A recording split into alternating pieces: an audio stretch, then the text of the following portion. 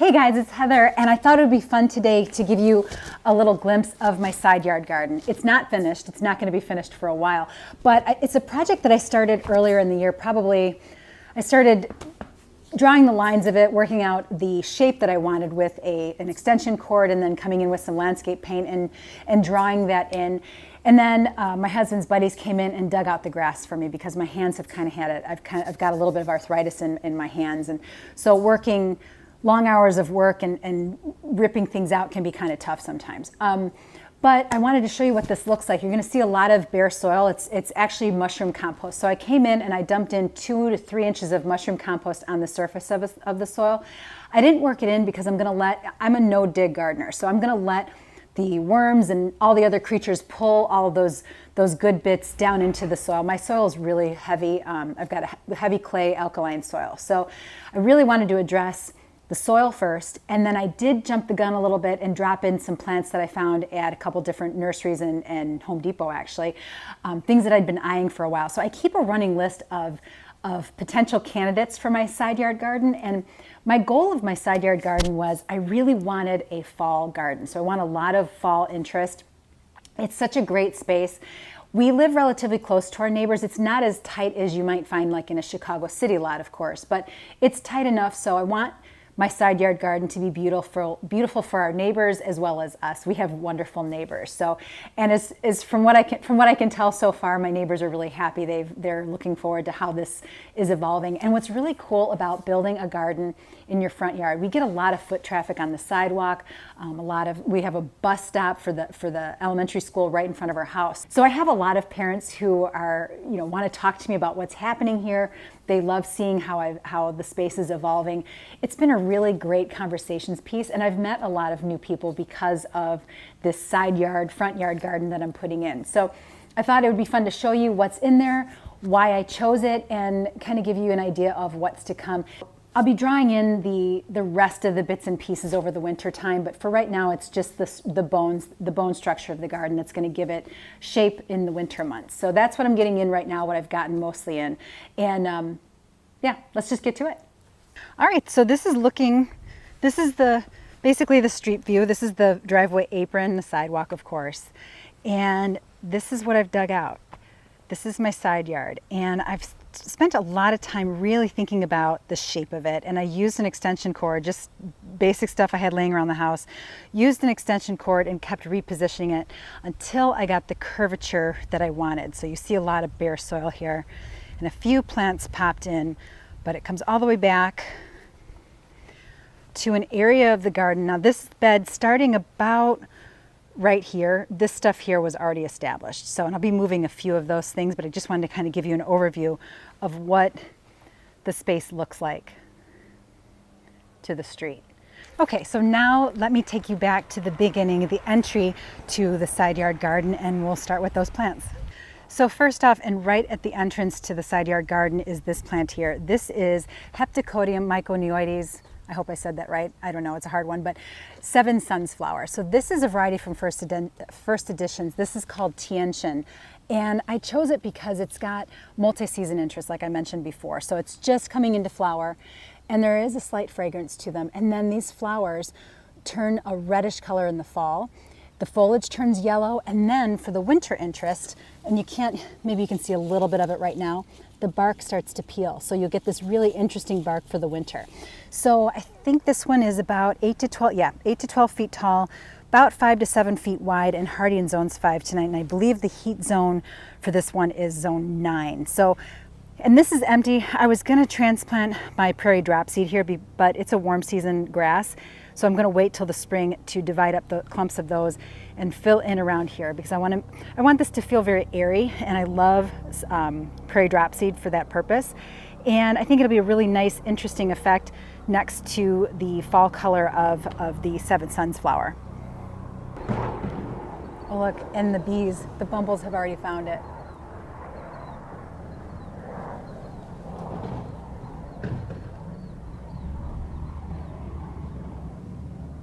And then right next to the Seven Sun tree is Liatris or gay feather. This is blazing star. So this is another late season perennial, purple plumes, really beautiful stalks of purple flowers, very pollinator friendly. So this, I've got 5 of them in here. This one looks like it's struggling, so I'll have to replace that. But another great late season color for late summer, early fall.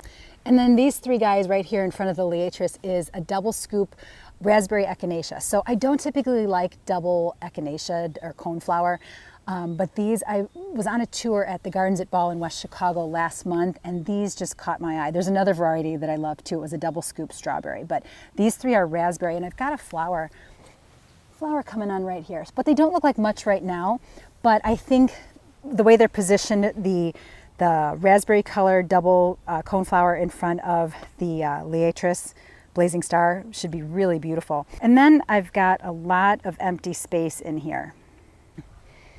So this is the corner of the garden that butts up to the sidewalk, and you'll see a lot of bare soil, and with good reason.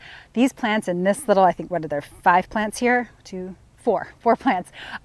This area, these plants are huge, so I've left a lot of wiggle room, so a lot of bare soil, but it won't be bare for long. They're going to fill in, and I think that's, you have to resist the temptation to fill those spaces in because it just looks so empty those first few years, but you give them enough room to grow and your plants will knit together nice, they'll have good airflow, and you'll eventually, within the next 3 years or so, this should fill in beautifully. So what do I have here?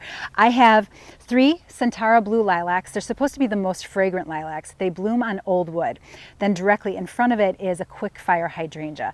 I love quick fires, and this one is going to be big. It's about 8 to 10 feet tall, blooms on new wood. So totally different pruning schedules for these plants, but this is going to have white flowers when it starts flowering, and then they're going to progress into deep reds and burgundy colors, and they're super pollinator friendly too. So early flowering, and it holds the flower all season into the winter, and panicle hydrangeas look gorgeous with snow on them, so I will leave them intact, so I've got winter interest too.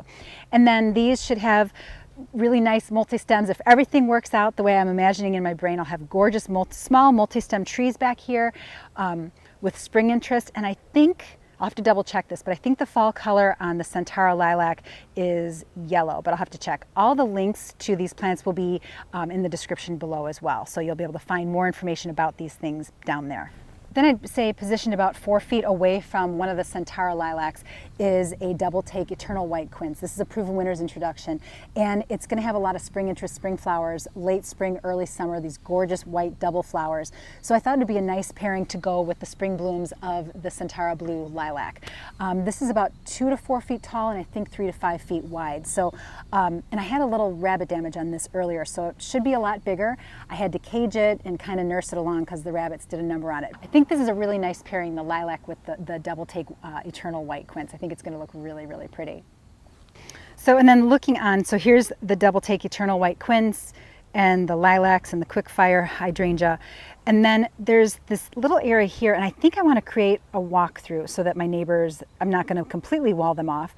And then to the right of that is a sensation honeysuckle that I think I want to build an obelisk for out of cedar. But you see all these little tributaries here. We had, look at this over here. So first off, let me show you, we have a gutter extension here that drains this way. So this has been a great experiment in setting up these plants because it drains from here, and you can see the washout and the way it travels, all the different kind of wraps through here and runs down that way. So we had last week, we had 4 inches of rain fall in 2 hours. So this was really washed out. So we're still pretty damp. We had some more rain the other day, so I'm waiting for this area to dry out so I can rake all this back into place. But the whole reason for positioning the Iceberg Alley salix here is because it is a moisture-loving plant. So obviously I have a water management issue coming from the downspout here. It's a gutter extension, and the water makes a beeline for this area. So I wanted to make sure that I put a plant here that can handle that situation. And this is Iceberg Alley Sage Leaf Willow. It's from First Editions Plants. And it's super cold hardy too, in zones 2 to 6, about 3 to 5 feet wide, and loves the sun. And I love the silver foliage. It adds a nice textural element, and it just looks good all the time with a nice silver catkin in the spring. And then just beyond the sage leaf willow is a plant that's one of my favorites. I've had it for years. It actually is relocated from my backyard. It was being shaded out by a smoke bush that was getting really huge. So I relocated it here, and it likes the moisture. So this is cordon bleu perennial hibiscus. It's got a silver, kind of a bluish, silvery blue flower. It's huge, about that big, with a burgundy center. And I thought that'd be a beautiful play on the sage leaf willow and add a bit of a tropical feel to this part of the garden. And then moving down from the sage leaf willow and the hibiscus here is a spilled wine weigela, which has a more linear habit. So it's a more lower growing plant with a beautiful pink flower. Hummingbirds love it, but I love the color play on the foliage. So I just think it's going to be, when this all fills in, what a beautiful combination this is going to be with the silvery blue flower of the hibiscus, the silver foliage here, and the hibiscus has that deep, deep red burgundy center, and then the burgundy foliage on this. I just think it's a beautiful combination. And then I've got a row of 3 North Pole Arborvitae, about 3 to 5 feet wide, about 10 to 15 feet tall, and they're really great for narrow spaces, or you want some evergreen, something with some winter color, but you've got a tight spot. This is a really great choice. I've got North Poles in other parts of the garden as well. And then directly in front of it, I have a few little sprigs here of Honorine Jobert anemone. Fall bloomer, starts blooming in August, and it'll bloom right up to frost, and the pollinators love it. It's always covered in bees. It doesn't look like much right now, but I've got more anemone back here that I'm going to relocate to this spot, because I feel like with anemones they need some sort of a darker backdrop to really appreciate the color on them and the movement. So once these fill in, and then this will be all the Honorine Jobert anemone, it should be gorgeous. So when I was thinking about this space, I was thinking about how my path narrows, and I've got some emerald green arborvitaes on this side, and those I planted years ago. I live in an HOA, and we can't have our garbage cans outside unless they're camouflaged and not visible from the street. So I used emerald green arborvitaes as a green curtain in front of those garbage cans so that you can't even tell that they're there anymore. But I wanted to mirror those over on this side, but I felt like doing another set of emerald greens would be way too big and just kind of swallow up the whole space. So I did North Poles here, and then I'll do all of the Honorine Jobert Japanese anemone in front of it. So here's another view. My garbage cans are back here, and then here's the North Poles here. So I dug up a few of the Japanese anemone already and planted some of them. I've got them spreading like crazy. So, and they're definitely taking. So if you can imagine, this whole area will be full of, let me take you down here a little bit, these beautiful anemones. Look how gorgeous that flower is.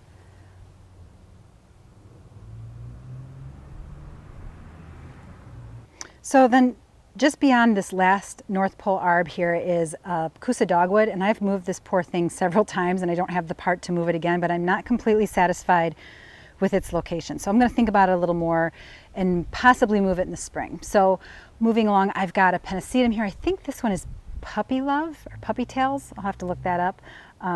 But that was kind of one that I just plopped in because I wasn't sure where I was going to put it. I just knew that I wanted some sort of a grassy element here. So we'll see how that goes. And then further down is another silvery leaf plant. This is one of my all-time favorites. This is Artemis silver sage. It's a biennial, and so I just love the foliage on this plant. But it'll flower next year with these long stalks covered in white flowers, and the pollinators love it. And then just behind the salvia is another salvia. This is a Darwin Perennials introduction. This is Blue Bayou. These were samples that I was sent this year. So it's supposed to be an improvement, a wonderful improvement on Maynight. So happy to have those here. Obviously going to be very pollinator friendly, but I think that's going to be a beautiful combination when everything fills in. And then just beyond the salvias here is a Winecraft Gold smoke bush and an Illuminati Tower mock orange. So this should have beautiful, very fragrant white flowers in the spring. And this is a foliage thing. I think lime green anything goes really well in the garden, but let me, ooh, look at this. This is that Blue Bayou salvia. The bees are just loving it right now. But anyway, as I was saying, the Winecraft Gold has beautiful golden foliage. It's got a really nice shape to it too. And then it'll get these sprays of flowers on the top of it that look kind of foamy, kind of frothy. And then the Illuminati mock orange, I know these don't look like much right now, they're small, but they'll fill in. It's got a very upright habit. It's a really nice mock orange for small spaces, very small footprint. And then just beyond this, this is one that I was really excited about this year. This is a coralberry. It's proudberry coralberry. And it, you know, let me back up. So this is it here. It doesn't really do much for much of the year. It's got a really interesting, the leaves are pretty. I love the shape of the leaves, kind of a oval shape to them. But do you see what I see? The highlight is the fall when it develops these really beautiful pink berries. Let me see if I can get this to focus here. There we go. All right, so there it is. Those are the pink berries. So that is the highlight of proudberry coralberry. So these are not edible. The birds will love them though, but can you imagine what this is going to look like when it fills out? And it gets to be about 3 to 4 feet tall and wide. So it'll be covered eventually in these pink berries. And then just in front of it, now this is the Japanese anemone. This is Honorine Jobert. So these spread by underground rhizomes. So depending on how you feel about things spreading, these can be very rambunctious in certain soils. And I originally put in 3 plants here and they've really spread well. And I don't mind. I'm going to take several of the rhizomes once they're done flowering and I'm going to move them over in front of here where I was showing you. This is going to be all of those anemone in here eventually. And then back here I've got double play doozy. This is double play doozy spirea.